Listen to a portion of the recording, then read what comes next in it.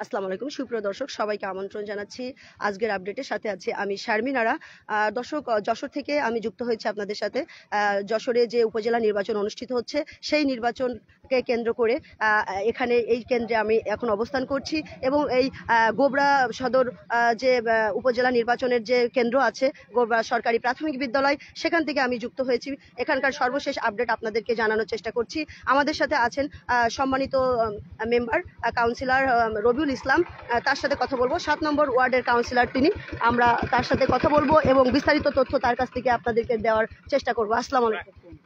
ওয়ালাইকুম আসসালাম। ভালো আছেন? জি ইনশাআল্লাহ আমি ভালো আছি। আপনাদের এই নির্বাচন নিয়ে, উপজেলা নির্বাচন নিয়ে যদি কিছু তথ্য আমাদেরকে দিতেন এবং আপনি ভোট দিয়েছেন কিনা। আমি 2 নম্বর লেবতলা ইউনিয়ন আওয়ামী লীগের সেক্রেটারি এবং প্রাক্তন মেম্বার। আমি ভোট দিয়েছি, ভোট দিয়ে আইছি এবং ভোট আপাতত দৃষ্টিতে খুব সুষ্ঠু হচ্ছে, কিন্তু এক জায়গায় একটু বিঘত সৃষ্টি হচ্ছে বলে আমি মনে করি। যেমন আচ্ছা, এই যে একটা লোক আসছে, আমি নিজেই তার আছে দর্শী, আমার ভাই আছে এজেন্ট, এবং সেখানে আমি ভোট দিতে গেছি। আমি ডায়াবেটিসের রুগী, আমি অলরেডি আপনাকে দেখাতেও পারি আমি অসুস্থ, এবং আমার পার আঙুল একটা কেটে ফেলেছি ঢাকা বার্ডেনের থেকে। আমি সেখানে আমি চোখই কম দেখি, যেহেতু ডায়াবেটিস আমার 92 সালেরতে, আমি চোখই কম দেখি, যার কারণে আমি ওই জায়গাটা হয়ে গেছে অন্ধকার, আমি ভালো দেখতে পারছিলাম না। যার কারণে আমি বলেছি যে যারা ওখানে করতেছে, আগে তাদেরকে বলেছি যে ভাই আমি চোখে দেখতে পাচ্ছিস না, বা আমি মার খাও কিছু অন্ধকার, আমি কিছু বুঝতে পারছিস না। তখন আমার ভাইকে এজেন্ট ওই হারুন, ওকে একটু পাঠাই দিলে আমি হ্যাঁ সহজ হয় আমার ভোট দিতে। কিন্তু তারা কোনো অবস্থাতেই, কয়জন মহিলা আছে আমার কেন্দ্রে বুথি, সে মহিলারা দিয়ে মানে পুরুষ দিয়ে, আর ওই বুথি যারা আছে তারা চর্চার করে, মানে একটা উত্তেজিত বাপ।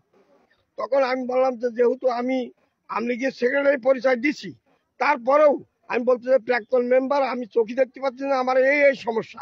আচ্ছা, আপনার ভাইকে না দিক অন্য কাউকে দিয়ে আপনার সহযোগিতা করো, সেটা তাও দিচ্ছে না। আমি বলি যে তাহলে আপনি আসেন, এসে আমার ভোটটা যাতে সুষ্ঠু, আমি মোটরসাইকেলে দেবো, টিউবওয়েলে দেবো, আমি কলসে দেবো, আপনি এই 3টে মার্কাই দিয়ে দেন, আমি টিপ দিচ্ছি। তা ওনারা তাও আসবে না, বলতে যে আপনি যে আছে বাড়ি যেতে লোক ডেকে নিয়ে আসেন। আমাকে তো লোক ডেকে নিয়ে আসার, আমার বাড়ি এখান থেকে প্রায় 3 মাইল। আমার লোক, আমি ওই বুথের ভিতরে যে আমি হাতে কালি মাহাইয়ে এবারে ভোট না দিয়ে আমার বাড়ি চলে যেতে হবে। তখন আমি বাধ্য হয়ে আমি তাকে সাথে বললাম যে আপনাদের কথাটা ঠিক হচ্ছে না। আমার নিজের আপন ভাই, সে এজেন্ট, আমি আওয়ামী লীগের সেক্রেটারি, আমি আপনার ভোট দেব, আমার ভাইকে ডাকতেছি, আমি এই মার্কায় ভোট দেবো, আর নাই আপনারা এসে মেরে দেন, আমার ভোটটা যাতে ওকে হয়। ওনারা তার যাক দেবে না, ওনারা জাতেও দেবে না।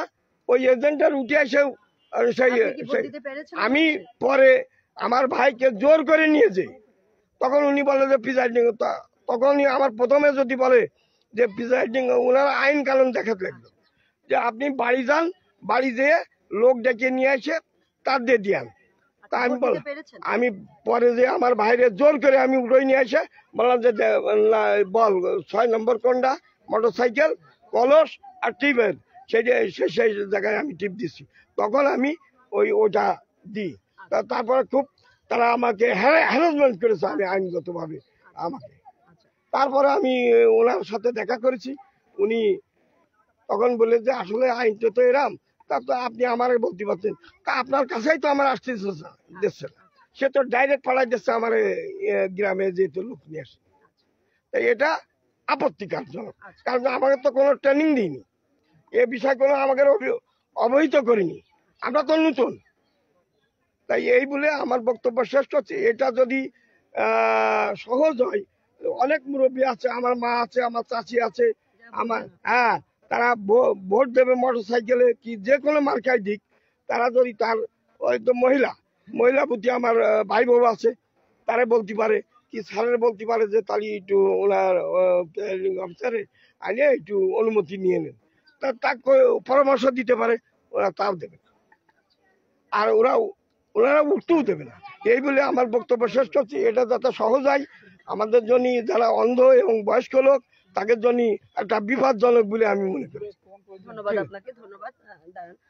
দর্শক, আমরা কথা বলছিলাম সম্মানিত কাউন্সিলরের সাথে। তিনি যেমনটি অভিযোগ করছিলেন, দুঃখ প্রকাশ করছিলেন যে তার বয়স হয়েছে, তিনি চোখে দেখে না।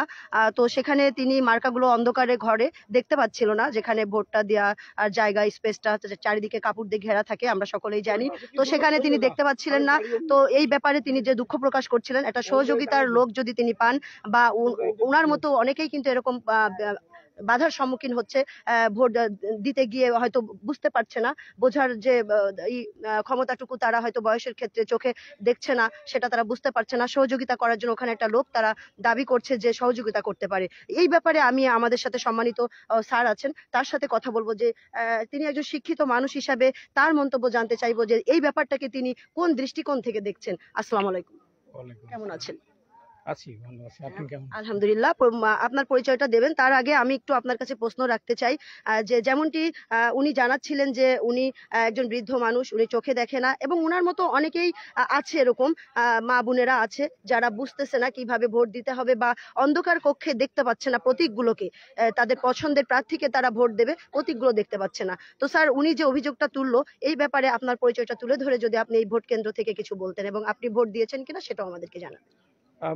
আমার পরিচয় হচ্ছে, আমি লেবুতলা ইউনিয়ন 7 নম্বর ওয়ার্ডের একজন বাসিন্দা, কোবরা গ্রামের। আমি প্রাক্তন principal, Rajarbagh police lines school and college, অবসরে এখন বাড়িতে থাকি। তো আমি আমি ভোট দিইনি, এখানে আসছি কারণ হলো যে আমার ভোটার আমি ঢাকার, সেই জন্য আমি ভোট দেইনি। তো আমাদের প্রাক্তন মেম্বার সাহেব যে অভিযোগটা তুললেন, এটা মনে হয় এখানকার প্রিজাইডিং অফিসার যিনারা প্রিজাইডিং অফিসার হিসেবে দায়িত্ব পালন করেন, এই দায়িত্বটা তাদের। হয়তো যারা পলিং এজেন্ট আছেন বা পলিং অফিসার আছেন, তাদেরকে সেইভাবে বলা হয়নি।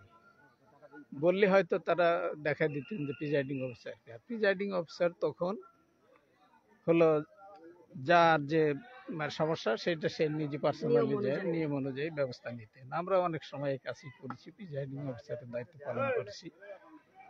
এটা হলো টেকনিক্যাল কিছু সমস্যা। এটা ভোট দানে বাধা, ভোট দানের কোনো বিশৃঙ্খলা, এরকম কোনো পরিবেশ এখানে আপাতত আমি দেখিনি, বোধহয় ঘটবেও না। সবাই শান্তভাবে ভোট দিচ্ছে, এবং আমরাও আশা করি যার যার ভোট সে নিশ্চিন্তে দিক, কোনো প্রকার প্রয়োগ করুক।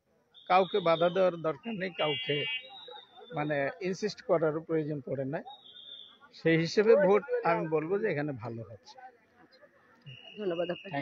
দর্শক, আমরা কথা বলছিলাম সম্মানিত স্যারের সাথে, তিনি যেমনটি জানাচ্ছিলেন আসলে রুলস মেনেই তিনি বলছিলেন, যেমনটি যে নিয়ম কানুন মেনেই এখানে যে প্রেজাইডিং অফিসার আছে তার সহযোগিতা নিয়ে তাকে ডেকে বলে, যারা বোঝে না, বুঝতেছে না, বা প্রতীক দেখতে পাচ্ছে না অন্ধকারে, সেই ব্যাপারে তারা সহযোগিতা করবে প্রেজাইডিং অফিসারের কাছে জানালে।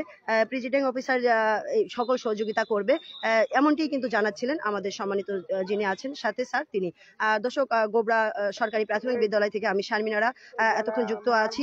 আপনাদের সকল তথ্য সকাল থেকেই আমি দেওয়ার চেষ্টা করছি। সকাল 8টা থেকেই ভোট শুরু হয়েছে, এবং প্রথম ভোটারকেও আপনাদের মাঝে উপস্থাপন করেছি। এখন পর্যন্ত আমি এখানে আছি, আপনাদেরকে পরবর্তী আপডেট আবারও দেখাবো। সেই পর্যন্ত সবাই ভালো থাকবেন, সুস্থ থাকবেন। ধন্যবাদ।